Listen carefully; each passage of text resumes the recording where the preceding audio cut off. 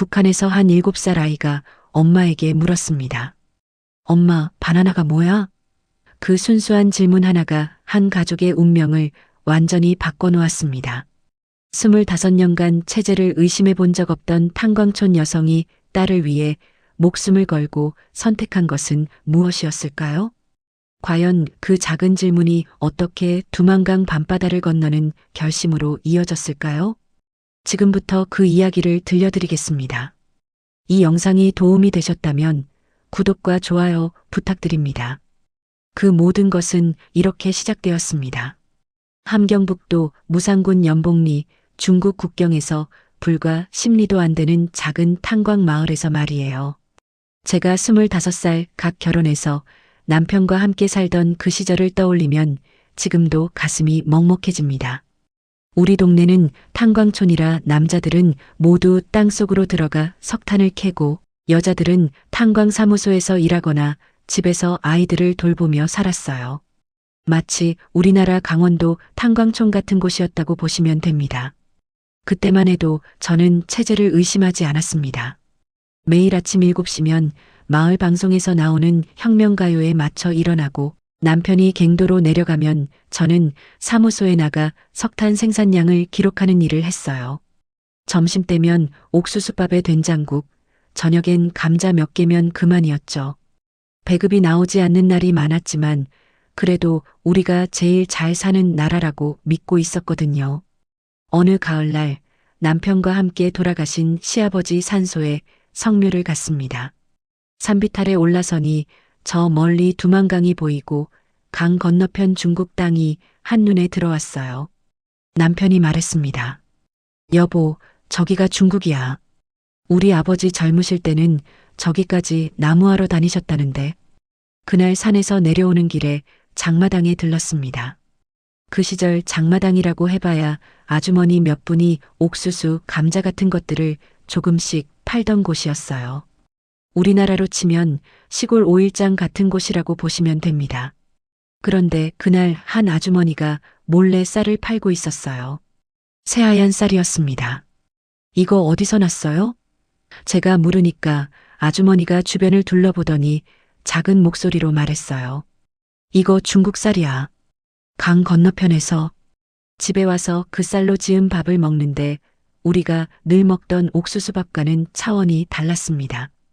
부드럽고 달콤하고. 그런데 문득 이상한 생각이 들었어요. 중국에서는 이런 쌀을 늘 먹고 사는 건가? 왜 우리는 이런 쌀을 키우지 못하는 건가? 그날 밤 시어머니께서 설거지를 하시면서 작은 목소리로 노래를 흥얼거리시는 걸 들었습니다. 울긴 왜 울어, 푸른 잔디밭에. 어디선가 들은 듯한, 그런데 우리가 늘 듣던 혁명가요와는 전혀 다른 멜로디였어요. 어머니, 그게 무슨 노래예요? 제가 물으니까 시어머니께서 깜짝 놀라시며 입을 다무셨습니다. 아니야, 아무것도 아니야. 그냥 젊을 때 들었던 노래인데. 그때 처음으로 뭔가 이상하다는 생각이 들었습니다. 왜 노래 하나를 그렇게 숨겨야 하는 건가? 왜 중국 쌀 이야기를 작은 목소리로 해야 하는 건가? 그날이 제 인생에서 첫 번째 의문이 싹튼 날이었습니다. 아직은 작은 균열이었지만 그 작은 틈이 결국 제 인생을 완전히 바꿔놓을 줄은 그때는 몰랐어요. 저에게 더 큰 깨달음을 주게 되는 이야기가 계속됩니다. 그로부터 몇 년이 흘러 우리에게 딸이 생겼습니다. 작고 예쁜 우리 지혜라고 이름 지었어요. 아이가 자라면서 집안의 웃음소리가 끊이지 않았습니다. 그 시절엔 아이 키우는 재미에 다른 생각할 여유가 없었거든요. 지혜가 7살 되던 해 초등학교에 입학했습니다. 다른 아이들과 마찬가지로 김일성 주석님 말씀을 외우고 혁명가요를 배우고 그림 그리기를 좋아하는 평범한 아이였어요. 제가 어릴 때와 똑같은 교육을 받으며 자라고 있었죠. 그런데 어느 봄날이었습니다. 지혜가 학교에서 돌아와서 갑자기 이상한 질문을 했어요. 엄마, 바나나가 뭐야? 처음엔 무슨 소리인지 몰랐습니다. 바나나가 뭐냐고? 응. 오늘 선생님이 남조선 아이들이 바나나라는 걸 먹는다고 했어. 그게 뭐야? 왜 우리는 못 먹어? 그 순간 가슴이 철렁했습니다. 어떻게 대답해야 할지 몰랐어요. 사실 저도 바나나가 뭔지 정확히 알지 못했거든요. 그냥 남조선에 있는 나쁜 것 정도로만 알고 있었으니까요. 그건 우리나라 날씨에서는 안 자라는 거야. 왜 안 자라는데? 추워서 그래. 그럼 따뜻한 데 가서 키우면 되잖아. 아이의 질문은 끝이 없었습니다. 저는 점점 말문이 막혔어요. 우리나라가 남조선보다 더 춥다고? 그런 걸 어떻게 아이에게 설명하죠? 그날 밤 지혜가 잠든 후에 남편에게 물었습니다. 여보, 바나나가 정말 뭘까? 글쎄, 나도 잘 모르겠어. 그냥 남조선 것이라고 하니까. 우리가 모르는 걸 아이한테 어떻게 설명해? 남편도 대답을 못했어요. 그때 처음으로 깨달았습니다.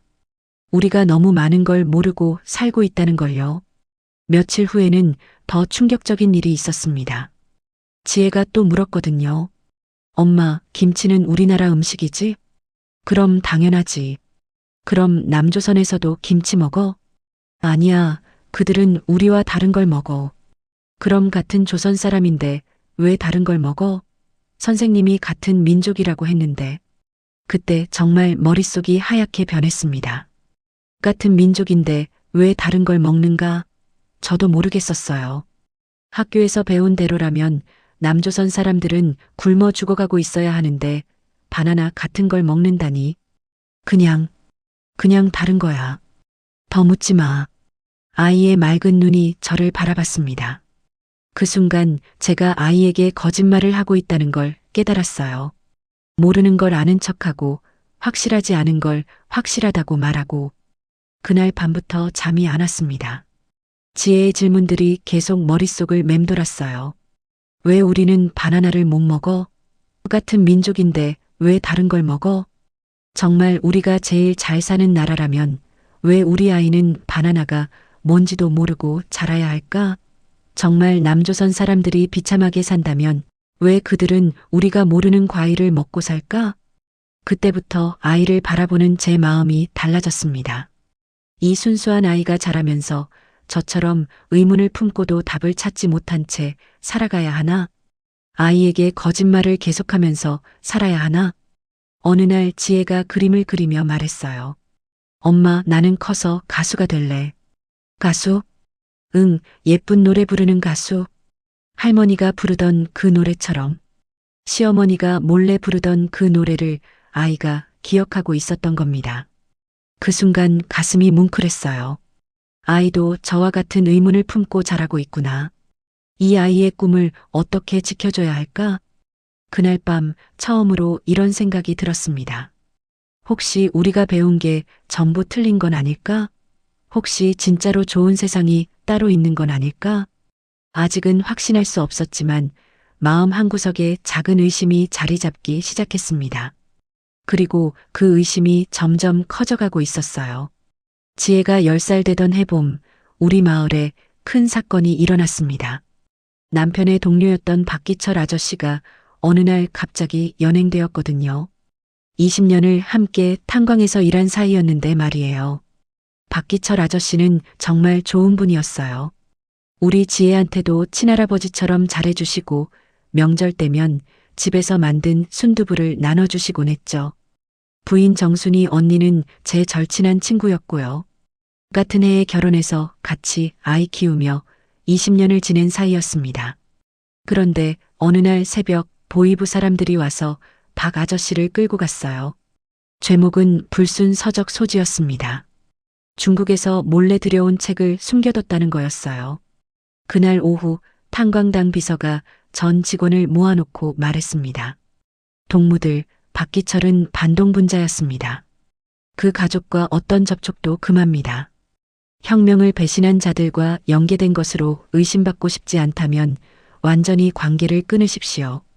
그 순간 머릿속이 하얗게 변했어요.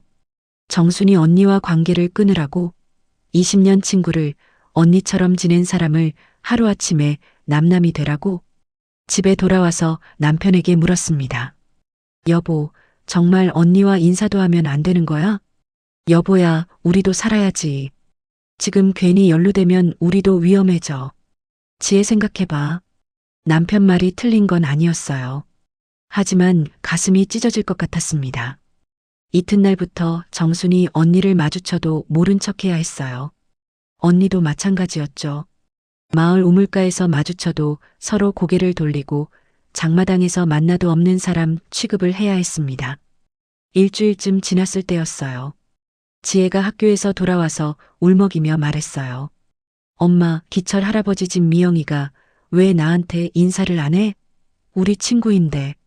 미영이는 정순이 언니 딸이었어요.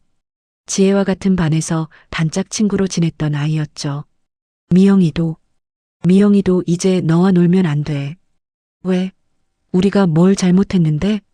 어떻게 설명해야 할까요? 아버지가 책을 숨겨뒀다고 해서 아이까지 친구를 잃어야 한다고? 그런 말을 어떻게 할 수 있겠어요? 그냥 그래야 하는 거야. 그날 밤 지혜가 잠든 후 정순이 언니가 몰래 우리 집에 왔어요. 얼굴이 완전히 상해 있었습니다. 선이야. 언니. 우리는 말없이 끌어안고 울었어요. 20년 우정이 하루아침에 이렇게 끝나야 한다니. 언니, 기철 아저씨는 어떻게 된 거야? 글쎄, 정치범 수용소에 보내졌다는 소문이. 그 책이라는 것도 그냥 중국 소설책이었는데. 언니, 나는 언니가 나쁜 사람이라고 생각 안 해. 아저씨도. 고마워, 선이야. 하지만 이제 정말 만나면 안 돼. 너희 가족까지 위험해져. 그게 언니와 나눈 마지막 대화였습니다. 그 후 석 달 뒤 정순이 언니네 가족은 마을을 떠났어요. 어디로 갔는지는 아무도 몰랐습니다. 그냥 어느 날 빈집만 남겨두고 사라졌어요. 그때 깨달았어요. 우리는 정말 자유롭지 못하구나. 사랑하는 사람을 사랑한다고 말할 수도 없고 친구를 친구라고 부를 수도 없구나. 지혜도 그 일 이후로 많이 변했어요.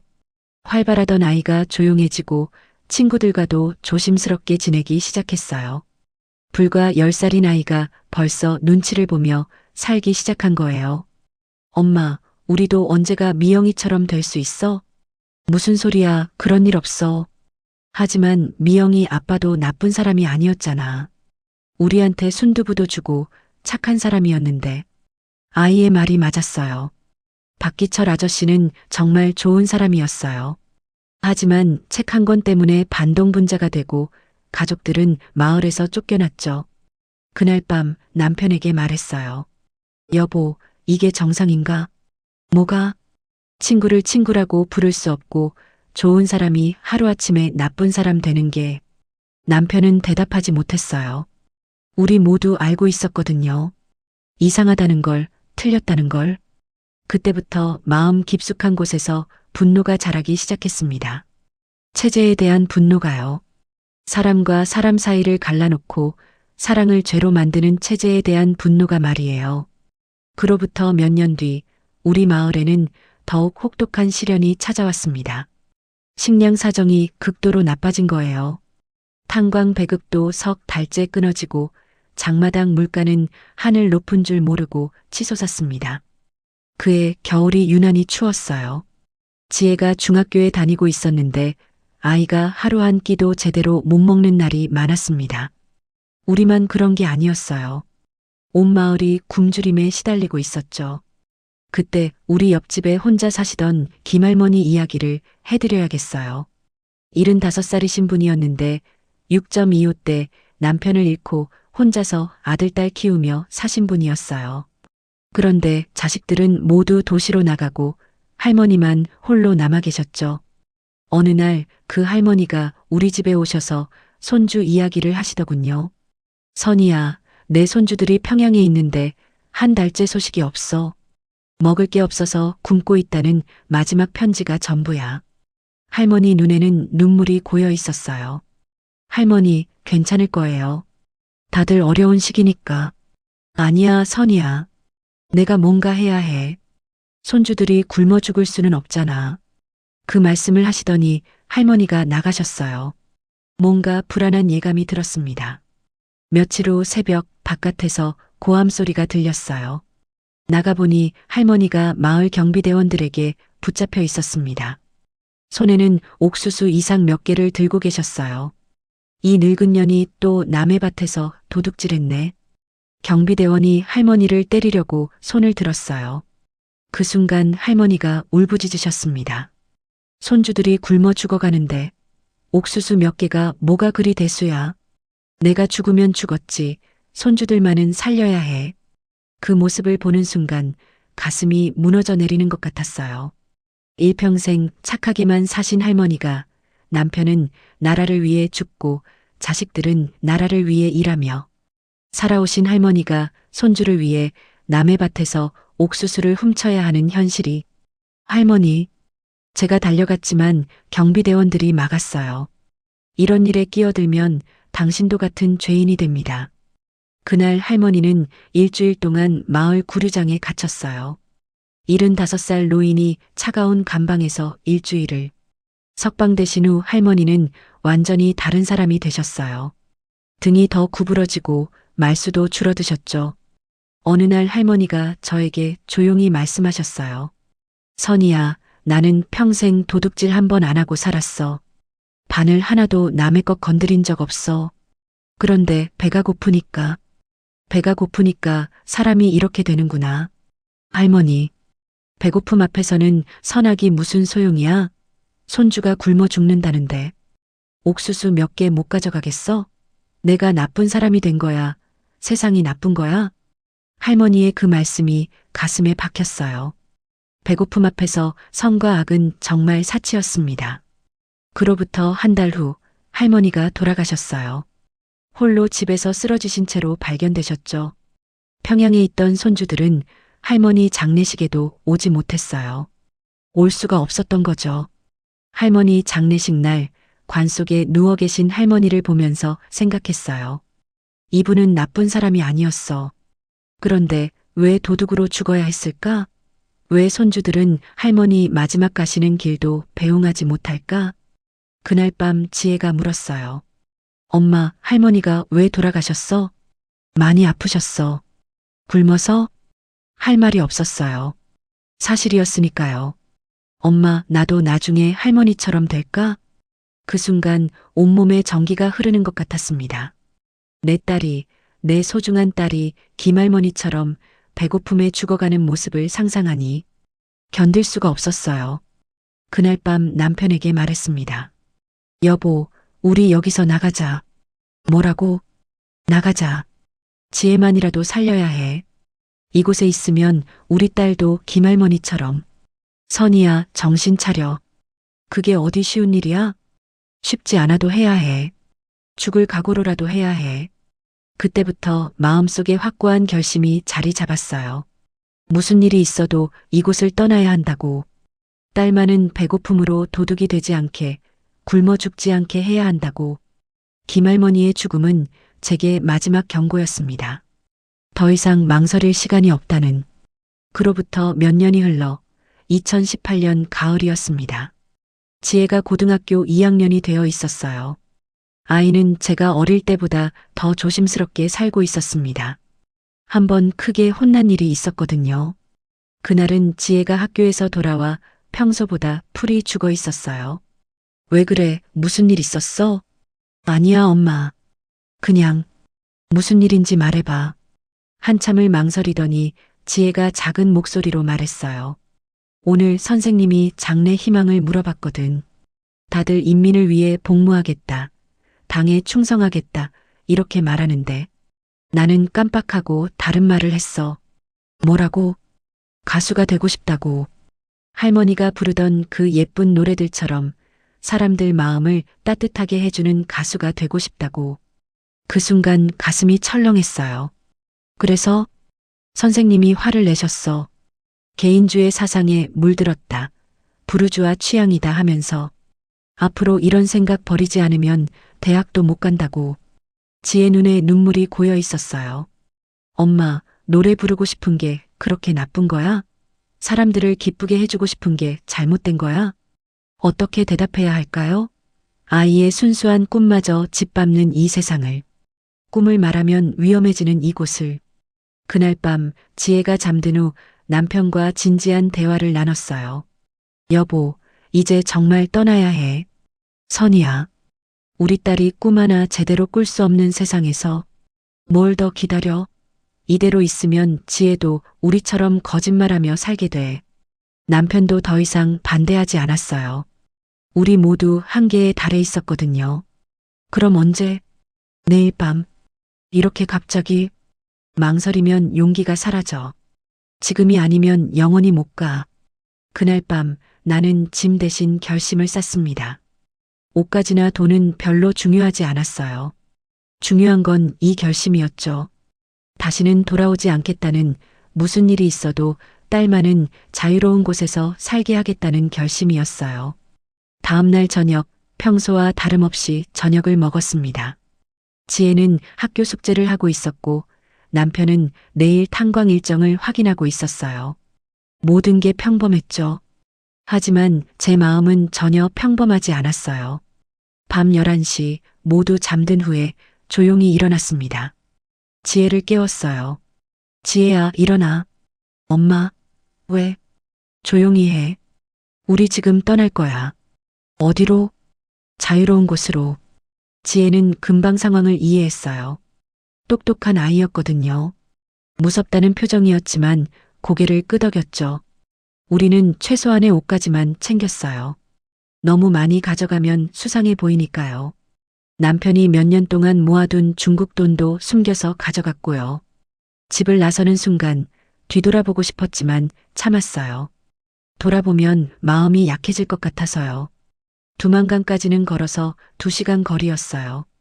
달이 없는 깜깜한 밤이었죠. 다행히 비는 오지 않았어요. 강가에 도착했을 때 심장이 터질 것 같았습니다. 저 멀리 중국 불빛이 보였어요. 그렇게 가까운 곳에 다른 세상이 있다는 게 신기했죠. 여보, 정말 갈 거야? 응, 가자. 물은 생각보다 차가웠어요. 10월 말이라 강물이 얼음장 같았죠. 지혜가 떨고 있었어요. 지혜야, 괜찮아? 응, 엄마. 괜찮아. 강 한복판쯤 왔을 때였어요. 저쪽에서 손전등 불빛이 보였습니다. 순찰되었어요. 엎드려. 우리는 물속에 몸을 숨겼어요. 10월 두만강물에. 그때만큼은 정말 죽는 줄 알았어요. 차가운 물이 아니라 얼음 덩어리 속에 있는 것 같았죠. 손전등 불빛이 우리 쪽으로 왔습니다. 숨소리조차 죄가 되는 순간이었어요. 지혜가 파들파들 떨고 있었는데 그 작은 떨림조차 들킬까봐 무서웠죠. 얼마나 지났을까요? 아마 10분 정도였을 거예요. 하지만 10년 같았습니다. 순찰대가 지나간 후 우리는 다시 강을 건너기 시작했어요. 이제 정말 돌아갈 수 없었어요. 가다가 죽으면 죽는 거고 잡히면 정치범 수용소에 가는 거고. 드디어 중국 땅에 발을 디뎠을 때 지혜가 울음을 터뜨렸어요. 엄마, 우리 해낸 거야? 응, 지혜야. 우리 해냈어. 하지만 기쁨은 잠시였어요. 이제 또 다른 지옥이 시작되는 줄은 그때는 몰랐거든요. 그날 밤 두만강을 건너면서 저는 과거의 모든 것을 강물에 흘려보냈어요. 북한에서의 45년 그 모든 기억들을. 중국 땅에 발을 디딘 순간의 안도감은 오래가지 못했습니다. 자유를 얻었다고 생각했는데 이곳도 우리에게는 또 다른 감옥이었어요. 강을 건넌 직후 우리를 기다리고 있던 조선족 할머니가 있었습니다. 미리 연락을 받고 나와 계신 분이었어요. 나이가 이르는 되어 보이시는데 우리를 보자마자 눈물을 글썽이셨어요. 아이고, 고생했구나. 어서 와라. 그 할머니 말투가 우리와 똑같았어요. 같은 핏줄이라는 게 느껴졌죠. 할머니 집은 두만강에서 10리 정도 떨어진 작은 농촌 마을이었어요. 일단 여기서 몸 좀 추스르고 다음을 생각해보자. 하지만 첫날 밤부터 현실은 냉혹했습니다. 너희들 절대 밖에 나가면 안 돼. 중국 공안들이 수시로 단속한다. 잡히면 바로 북으로 송환이야. 송환. 그 말만 들어도 온몸이 얼어붙었어요. 돌려보내지면 우리가 어떻게 될지는 뻔했거든요. 그럼 우리는 어떻게 살아야 해요? 일단 숨어 있어야지. 그리고 중국 사람인 척 해야 해. 중국 사람인 척? 중국어도 못하는 우리가 말을 못한다고 해. 혀 수술을 받아서 말을 못한다고 하면 돼. 그때부터 제 인생에서 가장 힘든 연기가 시작되었어요. 나는 살아남기 위해 연기를 배워야 했습니다. 낮에는 할머니 밭에서 일했어요. 옥수수 따고 배추 심고 그런 농사일이었죠. 그런데 누가 지나가기만 해도 입을 꾹 다물고 바보인 척해야 했어요. 어느 날 마을에 공안들이 단속을 나왔어요. 할머니가 급하게 우리를 광에 숨겨주셨죠. 절대 소리 내면 안 돼. 숨소리도 조심해. 광 안은 깜깜하고 좁았어요. 지혜가 제 품에 안겨서 파들파들 떨고 있었어요. 바깥에서 공안들 소리가 들렸어요. 할머니, 이상한 사람 못 봤어요? 아니야, 못 봤어. 우리 마을에 뭔 이상한 사람이 와. 탈북자들이 이 근처에 숨어 있다는 제보가 있어서요. 그 순간 심장이 터질 것 같았어요. 지혜 입에 손을 대고 조용히 하라고 했죠. 우리 집 둘러봐도 돼. 하지만 없을걸? 공안들이 집 안을 뒤지는 소리가 들렸어요. 다행히 광까지는 오지 않았어요. 할머니, 혹시나 하니까 말씀드리는데 탈북자 숨겨주면 할머니도 처벌받아요. 알죠? 알아. 그런 무서운 일 왜 해? 공안들이 가고 나서 1시간 뒤에 겨우 나왔어요.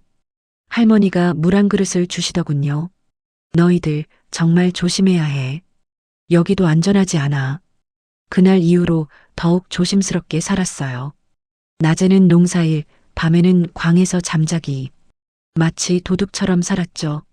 가장 힘든 건 지혜였어요. 16살 아이가 하루 종일 말 한마디 못하고 살아야 하는 게 엄마, 언제까지 이렇게 살아야 해? 밤에 광에서 지혜가 작은 목소리로 물었어요. 조금만 참아. 한국에 가는 방법을 찾고 있어. 한국에 가면 정말 자유로워져? 그래, 거기서는 내가 하고 싶은 노래도 마음껏 부를 수 있어. 하지만 한국 가는 길은 요원해 보였어요. 할머니가 아는 것도 한계가 있었고 우리는 돈도 부족했거든요. 그러던 어느 일요일 할머니가 특별한 분을 소개해 주셨어요. 이분이 김 목사님이야. 한국 분이셔. 한국 목사님? 그분을 보는 순간 눈물이 났어요. 같은 말을 쓰는 분이었거든요. 고생 많으셨어요. 하나님께서 여러분을 이곳까지 인도하셨네요. 목사님은 우리에게 희망을 주셨어요. 한국까지 가는 길을 도와드릴 수 있어요. 하지만 쉽지 않은 여행이 될 거예요. 어떤 여행이든 상관없어요. 우리 딸만 자유로운 곳에서 살 수 있다면. 그날부터 새로운 계획이 시작되었어요. 중국을 떠나 동남아시아를 거쳐 한국으로 가는 계획이었죠. 중국에서의 석 달은 제 인생에서 가장 긴 석 달이었어요. 매일매일이 불안과 두려움의 연속이었죠. 하지만 그 시간이 우리를 더 강하게 만들었어요. 연기를 배웠어요. 말 못하는 척, 바보인 척, 없는 사람인 척. 그런 연기들이요. 그런데 이상하게도 그 연기를 통해서 진짜 나를 찾아가고 있었어요. 자유를 향한 진짜 나의 의지를요. 김 목사님의 도움으로 드디어 중국을 떠날 날이 정해졌습니다. 2019년 4월 봄이 오고 있었지만 우리에게는 또 다른 시련의 시작이었어요. 라오스까지 가야 해요. 거기서 한국 대사관에 들어가면 됩니다. 라오스? 지도에서나 본 나라였어요. 그곳까지 어떻게 가야 하는지도 몰랐죠. 기차로 쿤민까지 가서 거기서 버스로 국경을 넘어야 해요. 위험하지만 다른 방법이 없어요. 목사님이 우리에게 중국 신분증을 가짜로 만들어 주셨어요. 물론 임시 방편이었지만 그것 없이는 한 발자국도 움직일 수 없었거든요. 절대 한국말 하면 안 돼요. 중국어 못한다고 하고 손짓발짓으로만 대화하세요. 떠나는 날 아침 그 조선족 할머니가 눈물을 글썽이며 배웅해 주셨어요. 잘 가거라. 꼭 잘 살아라. 내가 기도할게. 할머니, 은혜 잊지 않을게요. 한국 가서 꼭 연락드릴게요. 기차역까지 가는 내내 가슴이 두근거렸어요. 혹시 검문에 걸리면 어쩌지, 가짜 신분증이 들통나면 어쩌지. 다행히 기차에는 무사히 탔어요. 쿤민까지는 이틀 걸렸습니다. 이틀 동안 한마디도 할 수 없었어요. 화장실 가는 것도 밥 먹는 것도 모두 손짓으로 해야 했죠. 지혜가 중간에 너무 힘들어했어요. 엄마, 나 정말 무서워. 밤에 작은 목소리로 귀에 속삭였어요. 괜찮아. 조금만 더 참자. 거의 다 왔어. 하지만 저도 무서웠어요. 언제 들킬지 모르는 상황이었거든요. 쿤밍에서 국경버스를 탔을 때가 가장 위험한 순간이었어요. 중국 출국 검사대에서 경비원이 우리 신분증을 유심히 들여다봤거든요. 이 사람들 어디서 왔어? 버스 기사에게 물었어요. 동북 지역에서 온 농민들이에요. 말 못해요. 혀 수술 받았다고 했어요. 아, 그래. 불쌍하네. 경비원이 신분증을 돌려주는 순간 온몸에 힘이 빠졌어요. 간신히 넘어간 거였죠. 드디어 라오스에 도착했을 때는 정말 꿈만 같았어요. 하지만 이제 진짜 어려운 문제가 시작되었어요. 한국 대사관을 어떻게 찾아가느냐는 거였죠. 목사님이 소개해 주신 라오스 현지 안내인이 있었어요. 조선족 총각이었는데 이런 일을 여러 번 도와봤다고 했어요. 대사관 근처는 경비가 삼엄해요. 한 번에 들어가야 해요. 실패하면 기회가 없어요. 어떻게 해야 하나요? 새벽에 가야 해요. 경비가 교대하는 시간을 노려서 그날 밤은 잠이 오지 않았어요. 내일이면 정말 한국 땅에 발을 디딜 수 있는 건지 아니면 또 다른 시련이 기다리고 있는 건지. 새벽 4시 우리는 대사관을 향해 출발했어요. 비엔티안 시내는 조용했고 가로등만 외롭게 켜져 있었죠. 대사관 앞에 도착했을 때 마음이 너무 벅차올랐어요. 태극기가 바람에 펄럭이고 있었거든요. 그 순간 눈물이 나더라고요. 저기가 우리나라야, 지혜야. 정말요, 엄마? 응, 저기만 들어가면 우리는 자유야. 하지만 마지막 관문이 남아 있었어요. 대사관 경비병들이 우리를 의심쩍게 쳐다봤거든요. 여기 뭐하러 왔어요? 우리 북한에서 왔어요. 도와주세요. 한국말로 말하는 순간 경비병 표정이 달라졌어요. 어디서 오셨다고요? 북한 함경북도에서 탈북해서 왔어요. 잠깐만 기다리세요.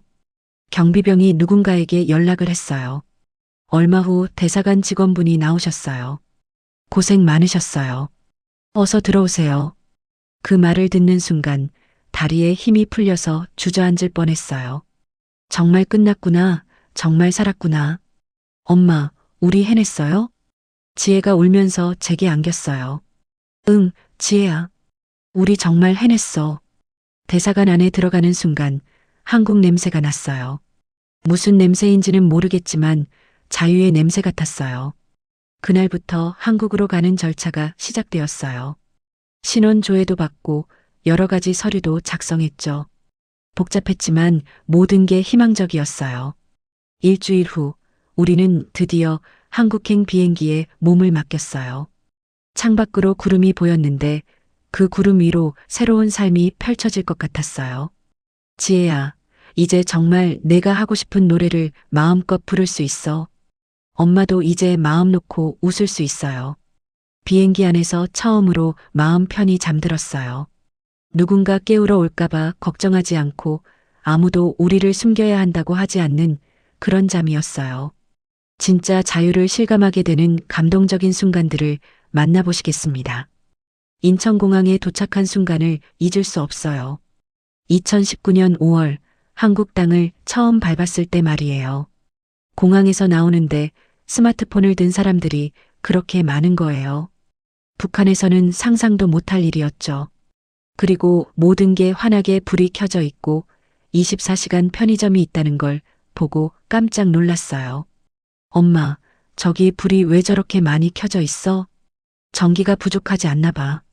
그때만 해도 우리는 정말 아무것도 몰랐거든요.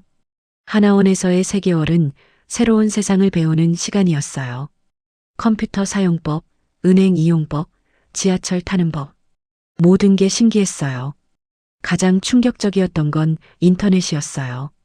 북한 소식을 검색해 볼 수 있다는 게 처음에는 무서워서 못했어요. 혹시 누군가 감시하고 있는 건 아닐까 해서요. 선생님, 인터넷으로 북한 뉴스 봐도 괜찮아요? 물론이죠. 여기서는 무엇을 보든 자유예요. 자유. 그 말이 실감나지 않았어요. 어느 날 밤 기숙사에서 혼자 북한 뉴스를 찾아봤어요. 우리가 살던 연복리 소식도 있더라고요. 여전히 어려운 상황이라고 하는데 갑자기 눈물이 나더라고요. 그때 깨달았어요. 몸은 여기 있는데 꿈은 아직 거기 있다는 걸요. 북에 둔 시어머니, 친구들, 이웃들 모두 여전히 거기서 힘들게 살고 있는데 저만 여기서 편하게 지내도 되는 건가 싶어서 하나원을 나와서 경기도 안산에 정착했어요. 처음 받은 집 열쇠를 쥐고 서 있는데 신기했어요. 이 집이 정말 우리 거라는 게. 지혜야, 여기가 우리 집이야. 정말요? 아무도 뺏어가지 않아요? 안 뺏어가. 여기서는 개인 소유를 보장해 준다니까. 지혜가 방을 하나하나 둘러보더니 갑자기 울더라고요. 왜 울어? 너무 좋아서요. 내 방이 있다는 게. 그날 밤 처음으로 마음 편히 잤어요. 아무도 나를 감시하지 않는다는 걸 알았거든요. 새벽에 문 두드리는 소리 걱정 안 해도 되고 무슨 말을 했는지 보고할 필요도 없고 아무도 나를 감시하지 않아서 울었어요. 너무 고마워서 말이에요. 처음으로 선택해본 작은 자유는 정말 메뉴판이었어요. 근처 식당에 갔는데 메뉴가 그렇게 많은 거예요. 뭘로 드릴까요? 아주머니가 물으니까 한참 고민하다가 말했어요. 제가 정말 고를 수 있어요? 네, 당연하죠. 아무거나 골라도 괜찮아요? 물론이에요. 그때 김치찌개를 시켰는데 제가 직접 선택한 첫 번째 음식이었어요. 그렇게 맛있을 수가 없었죠. 지혜는 적응이 빨랐어요. 학교에 다니면서 친구들도 사귀고 정말로 노래 연습도 시작했거든요. 엄마, 오늘 음악 시간에 노래 불렀어. 어떤 노래? 아리랑. 선생님이 우리나라 전통 민요라고 하시더라. 아리랑. 시어머니가 몰래 부르시던 그 노래였어요.